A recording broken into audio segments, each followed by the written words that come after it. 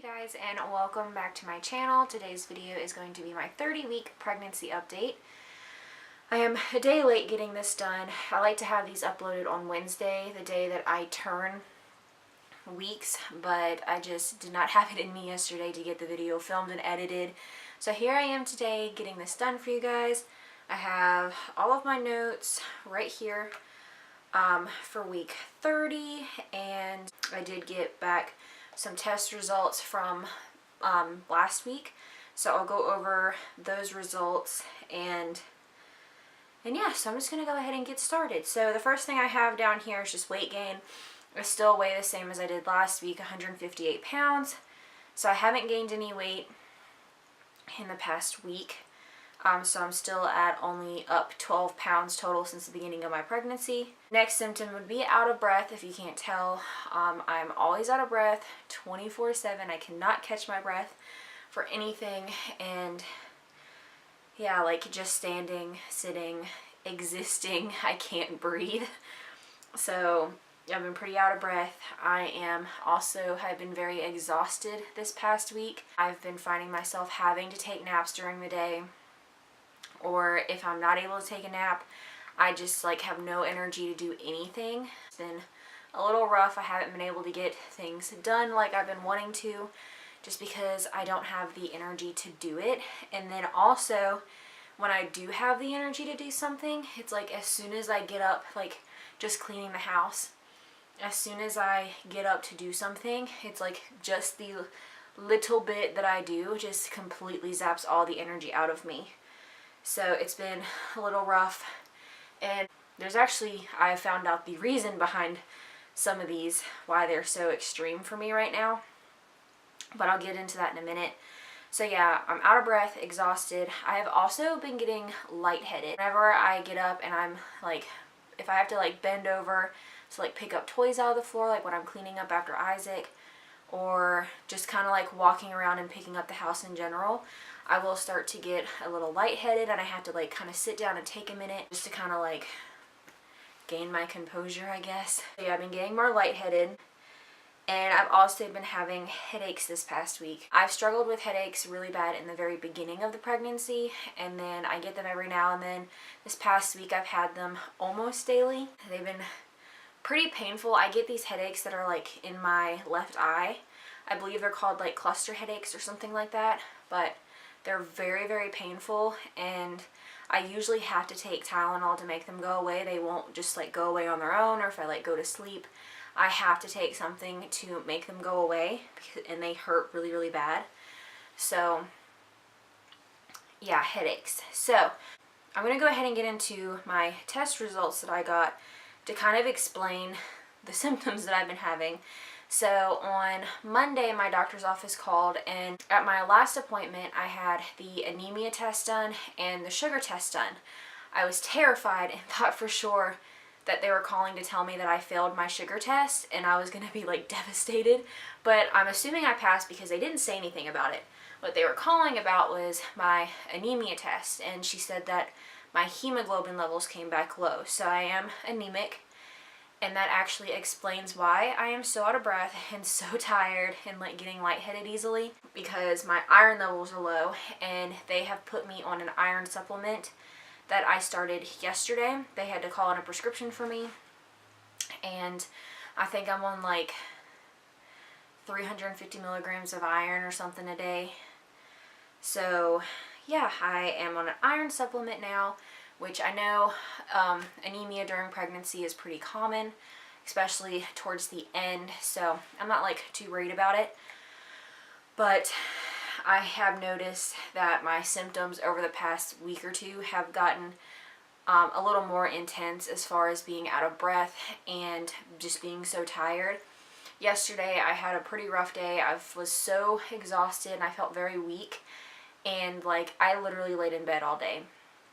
I just couldn't do anything. So hopefully taking the iron supplement, I will get better. As far as like my diet goes, I do eat a lot of iron-rich foods. I eat a lot of spinach, I eat a lot of kale, I eat a lot of vegetables. Now, I have cut back on the amount of meat that I eat just because it causes some issues with my gallbladder.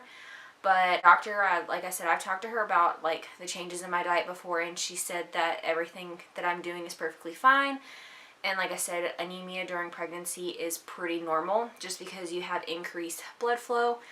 You have an increased amount of blood or something like that, so it's like kind of harder for the body to kind of catch up or something like that.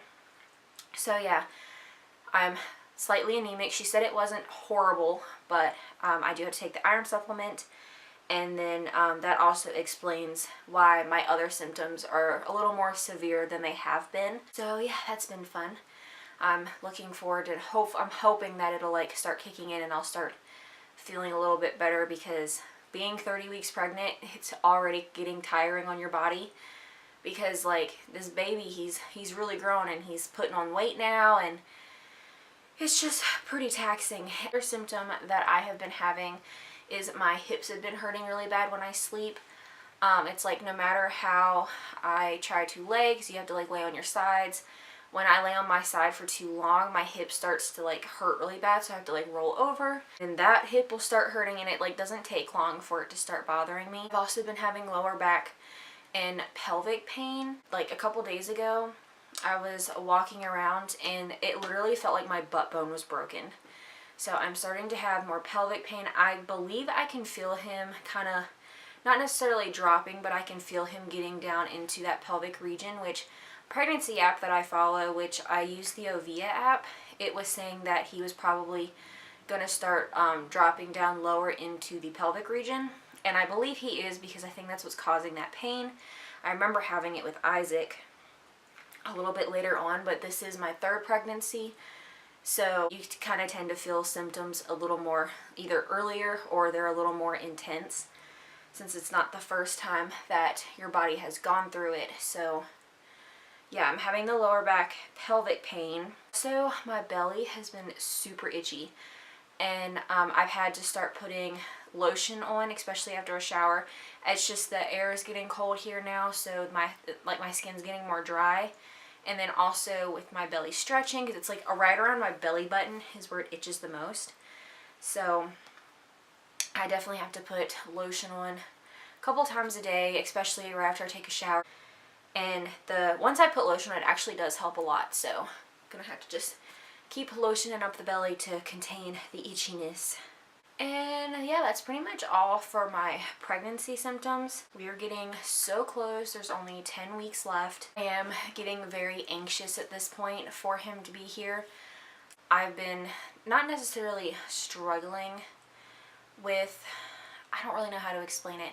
Since we lost the last baby, struggling a little bit more emotionally, I guess. I'm just very anxious for him to be here. I'm just ready. On top of that, I'm starting to get to that point in the pregnancy where I'm ready to not be pregnant anymore. I am so thankful and grateful to be pregnant and that he is healthy and growing nice and strong. But as anyone who has been through pregnancy before, you get to that point where you start to get achy, you're getting large, and you're just kind of ready for it to be over with. So I am starting to get into that point. And also, it's just like, I just want him here where I know he's going to be safe and healthy. Not that I think that anything is going to happen this time, because last time was an accident. We lost that baby due to a cord accident, but there's always going to be that fear in the back of my mind now. So yeah, it's just a little bit harder this time around, and I'm just, like I said, I'm just so ready. I've already started packing his hospital bag.